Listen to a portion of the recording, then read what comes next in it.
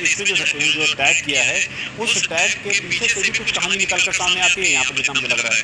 अगर वो निर्मला सीतारमण को टैग कर रहे हैं, तो निर्मला सीतारमण मध्य वक्त में भारत की वित्त मंत्री हैं।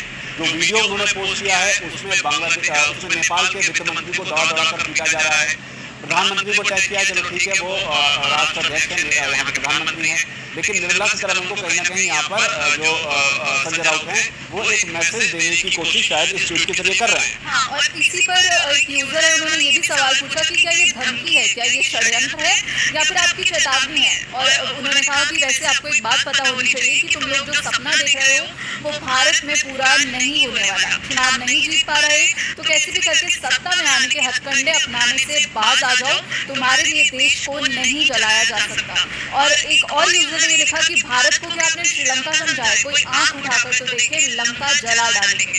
तो यहाँ पर यूजर्स ने अब संजय राउत को एक मुंह तोड़ जवाब दिया है। हालांकि बीजेपी की तरफ से अभी इस पर कोई रिएक्शन नहीं आया, लेकिन वही सवाल उठ रहे हैं कि आखिर वो जो मंत्री हैं पीएम मोदी के, मोदी प्रशासन के, उनको भी सचेत कर रहे हैं और उनको ही सिर्फ उन्होंने टैग क्यों किया है। संजय राउत ने बहुत बड़ी बात कह दी है, क्योंकि जिस वीडियो को शेयर किया है उसमें संसद को जलाने की बात जो है वो लिखी हुई है।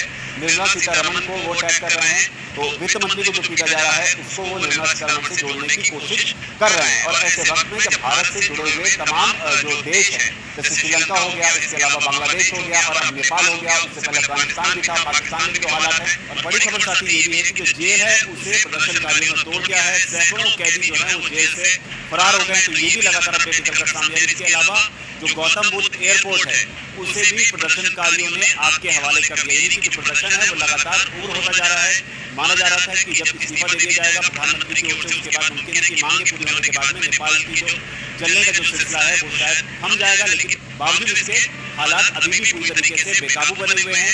आखिर प्रदर्शनकारी जो है किस जगह जाकर रुकेंगे, ये इसका अंदाजा लगाना फिलहाल बहुत मुश्किल होता है। पड़ोसी देशों के तमाम हालातों को देखते हुए भारत के बारे में ये कहना कि ये हालात जो है वो किसी भी देश में हो सकते हैं। संजय राउत के इस बयान को आप किस तरीके से देखते हैं? संजय राउत जो कुछ भी कह रहे हैं इससे आप कितना इत्तेफाक रखते हैं? आपकी जो भी प्रतिक्रिया हो नीचे अगर कमेंट सेक्शन में जरूर लिखें। धन्यवाद।